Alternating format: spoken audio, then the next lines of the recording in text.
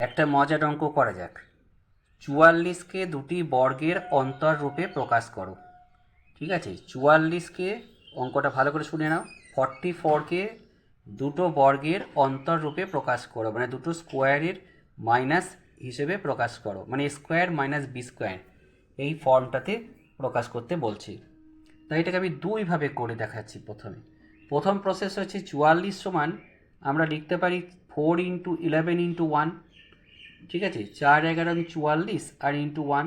তাহলে এইবারই মনে মনে আমি যদি এখন এই 11টাকে এ আর 1টাকে মনে মনে বি ভাবি, তাহলে এইটা 4ab ফর্মুলা হয়ে গেল। তাহলে 4ab মানে আমি কি জানি, 4ab মানে এ হচ্ছে এই যে a plus B whole square minus a minus B whole square সমান 4ab। তাহলে আমার এখানে a মানে কত, 11, আর b মানে 1।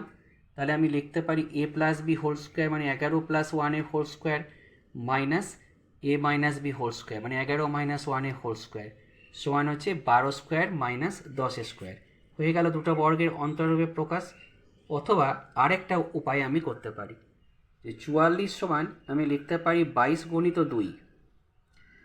এইবারে 22 মানে হচ্ছে 12 + 10, আর 2 মানে হচ্ছে 12 - 10।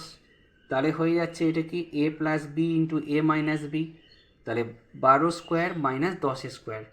তাহলে এইটা হলো আমাদের দুটো বর্গের অন্তররূপে প্রকাশ। তাহলে এটা আমি দুই রকম পদ্ধতিতে করে দেখালাম অঙ্কটা। যার যেটা মনে হবে সেই পদ্ধতিতে করে প্র্যাকটিস করবে।